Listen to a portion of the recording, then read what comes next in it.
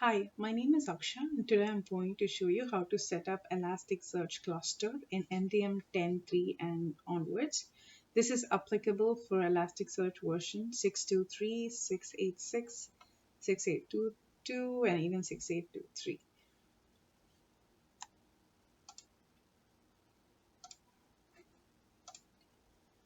So here's a sample topology of our MDM apps, MDM hub components along with Elasticsearch if it is present. And Elasticsearch is an optional feature. So if it's present, it's a standalone feature independent of the hub and the application server. So this is how it would look like. And the hub and the process server would talk to Elasticsearch over HTTPS REST communication. So to configure Elasticsearch, you need to set up this Elasticsearch cluster, and a cluster is a collection of one or more nodes, and each node then acts as a single server that stores data and participates in indexing and search operations.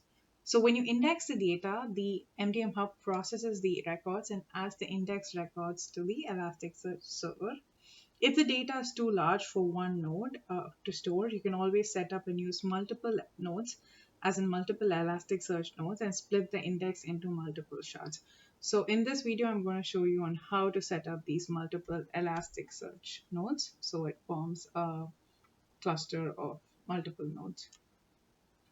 So here are the basic steps on how to configure Elasticsearch. So first, you'll have to set it up on node 1, and then configure the MDM Hub CMX server and clients properties by enabling the search in it. And then you will use the Elasticsearch node name that you've configured in the YML file and set it up here in the provisioning tool under infrastructure settings. Validate the ORS, and then you will run the initial index job on the Hub console.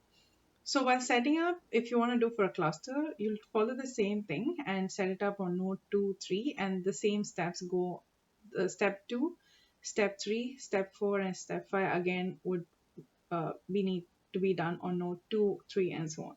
The only thing you don't have to do repetitively on node 2 and 3 would be while generating the certificates for your Elasticsearch, you don't have to generate it again on node 2 or 3. You simply copy paste it from the first node that you've generated to the other nodes. Do not regenerate it on node 2 and 3.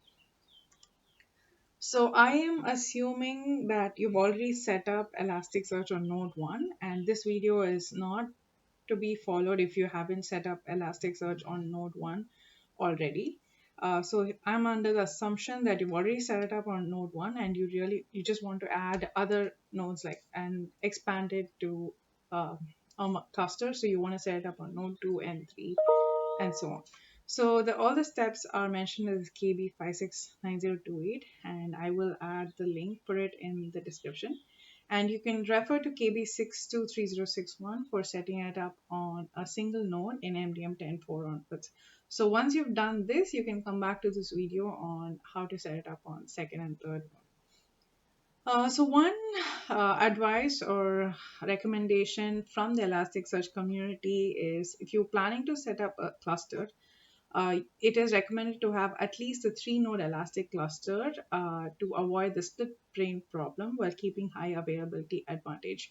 So these links have a very good explanation of what the split brain problem is, and you can refer to them. So how to do that is you need to keep the minimum master nodes to 2 and all have 3 nodes as master nodes with this property called node.master set to true. I'll show you how to configure this in the next few slides. But if you really want to have a 2-node cluster, as in you only want to have 2 nodes of Elastic, you can prevent split brain by using the node.data property and setting this to false on one of the 2 nodes in the cluster that you have.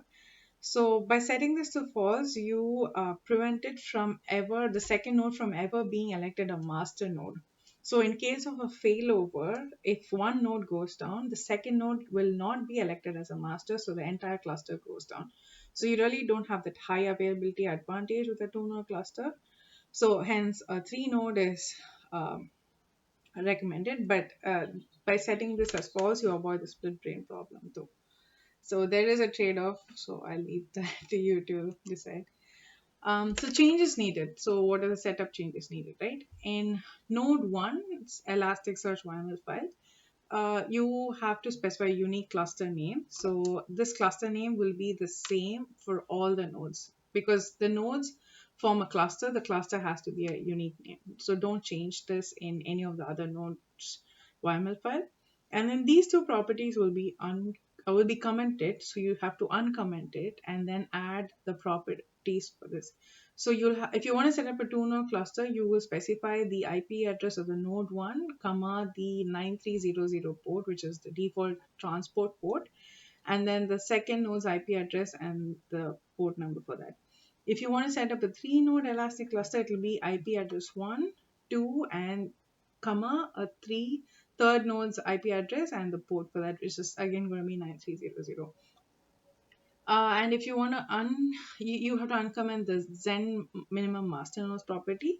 So this is an important property, and the value for this is calculated by n by 2 plus 1, where n is the total number of master eligible nodes for the cluster. So for example, if you have a 3-node cluster where there are 3 master eligible nodes determined by the property node.master, the value will be 3 by 2 plus 1, which is 2. You have to round down to the nearest integer.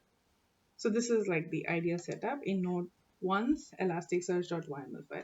So now coming to node 2's YML file, you simply copy paste the same elastic. So assumption is you already set it up on node 1, right? Like including generating the certificates and everything, and it starts fine. So you stop Elastic, copy the full Elasticsearch folder onto node 2, okay? And after you copy it, you'll again have an Elasticsearch YAML from node 1, right? Because you simply copied it over. So open the file and just edit some of the properties. So the first one you have to edit is obviously node.name because each node has a unique name. So it should be it should be different from the one that is used in node 1. So if node 1 has ES node 1, node 2's YAML should say something like ES node 2. So update this property. Keep the cluster name the same. Do not change that. The third one is the node.master. So for a 3-node master, let all the nodes be master by setting node.master equal to true. For a 2-node cluster, set one node as false, right, for the split brain. And then the fourth property is all nodes should be data nodes. So set node.data as true. And in the second node for a 2-node cluster, set node.data as false. Then the fifth one is you'll have to obviously change the network host name. So this is the IP address of the second node and not the first node. And then uncomment the Zen discovery in this file and it will be the same as what it is in the first. So if you have 3 nodes, it will be IP1 port, IP2 port, IP3 port. And then this will be for a 3-node cluster, we discuss it will be 3 by 2 plus 1, which is a 2. And then do not these are the only changes you will need to make in the second node's Elasticsearch YAML file. Everything else will be the same, and do not generate the key stores again. You simply have to, since you already copied those the folder itself from node 1 to node 2, you don't have to change the anything or regenerate them. So, and then again on the third and the fourth node, the same thing. You simply copy the full folder that you've set up on node 1, put it on node 3, and then change the properties that we discussed, right? So this is what it will look like when you fully copied it. In 6.2.3 version, we have search card. That's why you see the search card properties. So this will all be the same here. So they all exist the same. The only difference will be in node 2, all these highlighted portions are the only difference, right? So this will be the IP address of node 2. This will have its unique name, so ES node 2, and this will be ES node 1. And then this will be the same, like hostname 1, 2, and 3. So 1, 2, and 3. And this property also will be the same too. In node 3, the only thing different will be here, it will be the IP address of node 3, and the node name will say ES node 3 because the node name should be unique, but the cluster name is the same across all the 3 nodes, right?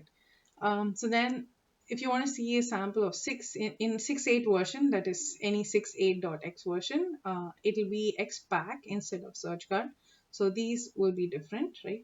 But the same thing will exist in node 2 and 3. So that's, I have cut it, but they will be just the same. The only thing different again will be the here in node 2, it will be the IP address of node 2 and the node name will be as node 2. And similarly over here. So nothing else is different. It's the same logic. You're only changing the host name and the node. And the Zen discovery will all be the same. So it will be the IP address of host 1, 2, and 3. And the transport port is 9300. So if you change the transport port, like please make sure to update that port. And another important thing is once this is set up, you have to start the Elasticsearch on all the three nodes individually, right? So once they start, if the node should be able to communicate with each other. So a good way to test is by running the telnet command. So if you run telnet space, so connect to node 1's terminal, run telnet space node 2's IP address space 9300 or 9200, they should be able to connect and talk to each other. Like they should be pingable because internally that's what Elasticsearch does. It will ping each of these nodes and try to form a cluster. So there should not be any firewall between node 1, node 2, and node 3. So telnet is a good way to test if these nodes are talking to each other and if there's no firewall or nothing blocking the ports on these nodes. So that's the only recommendation prerequisite for the cluster. And that's it. So you can just start Elasticsearch on all the three nodes and then see if they're able to start correctly and there are no errors thrown. So some of the common errors on just a general setup of Elasticsearch are specified in these KBs. So I'll leave these, you can pause the screen to take a look if you are running into any of these issues. And then there's some more common errors here, and all these KBs have like a very good solution on how to overcome. So thank you so much for your time, and we would love to hear from you. So you can write to us at supportvideos@informatica or at Twitter and let us know how uh, we have done. Thank